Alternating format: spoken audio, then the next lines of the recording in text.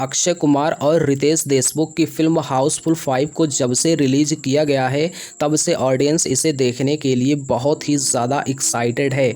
लेकिन सबसे पहले अगर मैं बात करूं हाउसफुल 5 के और डायरेक्शन की, तो तरुण मन सुखानी ने ज़रा सा भी मेहनत नहीं किया है इस फिल्म को कामयाब बनाने के लिए। ना तो इस फिल्म में कॉमेडी कहीं पर नज़र आ रही है और ना ही कोई स्टोरी नज़र आ रही है। और इसके अलावा अगर मैं हाउसफुल 5 में एक्टिंग की बात करूं तो एक्टिंग के नाम पर सभी लोग ओवर एक्टिंग करते हुए दिखाई दे रहे हैं। तो दोस्तों अब हम लोग बात करने जा रहे हैं कि इस फिल्म की आखिर स्टोरी क्या है, यानी कि इस फिल्म की कहानी क्या है जो ऑडियंस को पसंद नहीं आ रही है।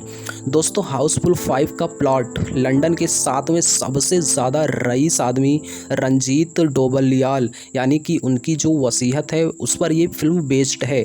रंजीत के एम्पायर को संभालने के लिए एक बोर्ड ऑफ डायरेक्टर्स हैं जिनमें चित्रगंधा सिंह, फरदीन खान और श्रेयस तलपड़े जैसे काफ़ी सारे ऐसे एक्टर्स हैं जो शामिल हैं। सभी को उम्मीदें होती हैं कि वसीयत में रंजीत साहब उनके लिए कुछ ना कुछ छोड़ करके जाएंगे, लेकिन उन्होंने अपनी वसीयत में अपने असली बेटे जॉली को अपनी सारी दौलत का वारिस घोषित कर दिया, जो कि इस दुनिया में कहीं पर खोया हुआ है। और हाँ, अगर जॉली नहीं आता है तो सारी दौलत इन लोगों की।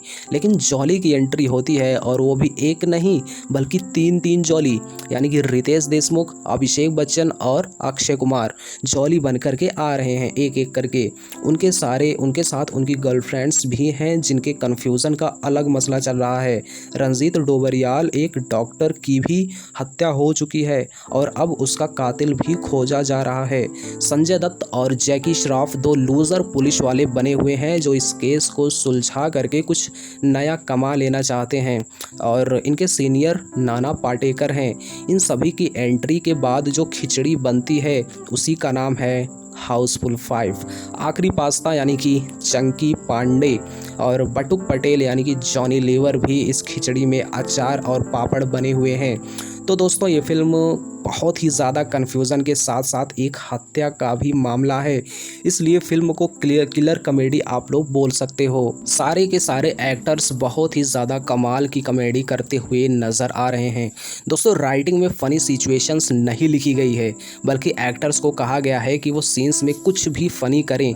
अक्षय कुमार और रितेश देशमुख कॉमेडी के दो मंजे हुए खिलाड़ी हैं और हाउसफुल 5 में सिर्फ वही दोनों हैं जिनके पास कुछ रिएक्शंस, कुछ बातें और कुछ एक्सप्रेशंस फनी टाइप है। इसके अलावा संजय दत्त, जैकी श्रॉफ और नाना पाटेकर जैसे दमदार एक्टर्स को जिस तरीके से वेस्ट किया गया है वैसा भगवान किसी को ना करें, किसी एक्टर्स के साथ ऐसा ना हो।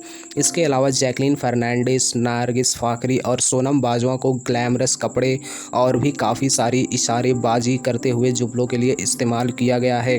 फरदीन खान को देखकर ऐसा लगता है जैसे उन्हें कहा गया हो कि उन्हें रेस 4 में कास्ट किया जा रहा है।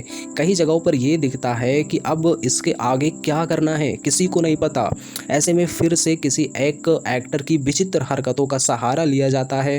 और फिल्म के गाने तो थोड़ा बहुत अच्छे हैं मगर आपको इस फिल्म में पूरे दिखाए गए हैं जैसे फिल्म में अब कुछ भी और बचा ही नहीं है दिखाने के लिए। और साथ ही में आपको एक बड़े स्टार का कैमियो भी अपने आप कुछ ना कुछ असर नहीं दिखा पाता है। ये जो फिल्म है उतनी बुरी होती है कि उनकी बुराई पे मज़ा आने लगता है, मगर डायरेक्टर्स तरुण मन सुखानी की इस फिल्म की लिस्ट में नहीं आती है। कुल मिलाकर के कॉमेडी अगर एक आर्ट है तो हाउसफुल 5 एक केमिस्ट्री है। हाउसफुल 5 एक ऐसी फिल्म है जिसे देखते हुए सिनेमा हॉल में लोग रील्स चला सकते हैं, यानी कि उन्हें उस फिल्म में कोई भी इंटरेस्ट नहीं आ रहा है, वो फिल्म को देखते हुए भी रील देख रहे हैं भाई। तो आप लोग सोच सकते हो कि ये फिल्म कितनी ज़्यादा नॉन कॉमेडी फिल्म है। तो और आधे दशक से व्हाट्सएप पर काफ़ी सारे मैसेजेस मेरे फ़ोन में आ रहे थे कि भाई हाउसफुल 5 देखना है, लेकिन मैंने उन्हें पूरी तरह से मना कर दिया कि भाई ये फिल्म बहुत ही ज़्यादा नॉन कॉमेडी फिल्म है, आपको देख करके बिल्कुल भी मज़ा नहीं आने वाला है।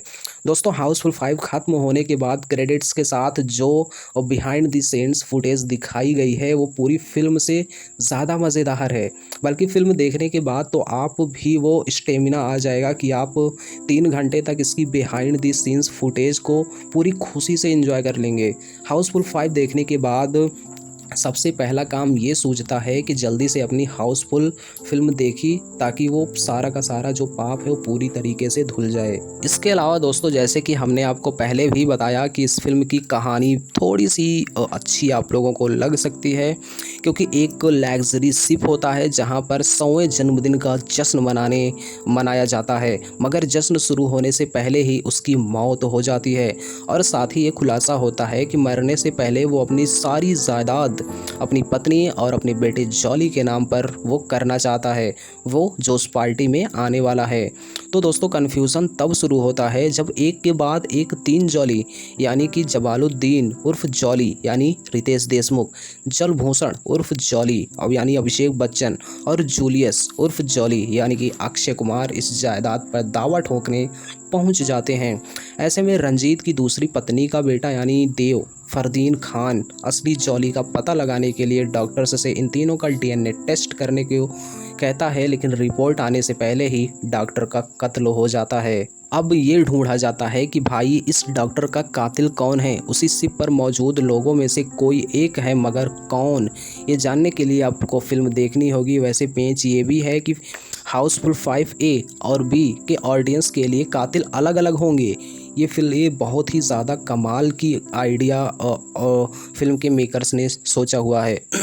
दोस्तों, हाउसफुल फ्रेंचाइजी अपनी ओवर द टॉप कॉमेडी और कैरेक्टर्स के घोल मोल में अपने कन्फ्यूजन्स के लिए जानी जाती है। इस बार एक एलिमेंट्स के ज़रिए ऑडियंस को हंसाने की कोशिश की गई है, लेकिन आज के समय में मेरी बीवी तेरी गर्लफ्रेंड और एक ही बात को बार बार दोहराने वाले चुटकुले काफ़ी ज़्यादा पुराने हो गए हैं। ऐसी चीज़ों पर कोई भी अब नहीं हंसता है। महिला कैरेक्टर्स के लिए इस्तेमाल हुए डबिंग मीनिंग जोक्स बहुत ही ज़्यादा फूहड़ लगते हैं, जो कि ऑडियंस उसे बिल्कुल भी पसंद नहीं करती है। हाउसफुल 5 के स्क्रीन प्ले को बेकार के सारे गाने ठूंस करके भरे हुए हैं। भले ही कयामत, लाल परी, फुगड़ी डांस जैसे गाने अच्छे बन पड़े, मगर एक के बाद एक होते मर्डर के बीच अचानक से कहीं भी शुरू हो जाते थे। ये डांस नंबर अटपटे लगते थे। हालांकि एक्टर्स ने अपना काम तो ठीक ठाक किया है, और अक्षय कुमार और इसके अलावा रितेश देशमुख अपने कॉमिक स्टाइल से हंसाने की कोशिश करते हैं। बाबा यानी कि जैकी श्रॉफ और भिड़ू यानी कि संजय दत्त ओवर एक्टिंग करने के बावजूद अपनी छाप नहीं छोड़ पाते। इसके अलावा दोस्तों, जैकलीन फर्नांडिस, सोनम बाजवा, नरगिस फाकरी, सौंदर्या शर्मा, चित्रगंधा सिंह और भी काफ़ी सारी ग्लैमर बढ़ाने का अपना दायित्व तो अच्छे से निभाती है ये फिल्म। हालांकि सोनम, नरगिस, चित्रगंधा के हिस्से एक आध सीन भी आए हुए हैं। एक्टिंग में सबके गुरु यानी कि नाना पाटेकर, उनकी मौजूदगी सीन को बहुत ही ज़्यादा बेहतर बनाती है। बाकी वी मणिकंदन की सिनेमेटोग्राफी भी काफ़ी ज़्यादा ठीक ठाक है। इसके अलावा दोस्तों, समुंदर और क्रूज के भीतर के जो सीन्स हैं वो बहुत ही ज़्यादा कमाल के हैं। कुल मिलाकर के इन 1.5 दर्जन से भी ज़्यादा एक्टर्स का जबरा फ़ैन है। टाइम पास के लिए आपके पास कुछ और नहीं है तो आप हाउसफुल 5A और B या फिर जो चाहे वो आप देख सकते हैं, क्योंकि पूरी फिल्म एक जैसी है, बस क्लाइमेक्स थोड़ा बहुत अलग है।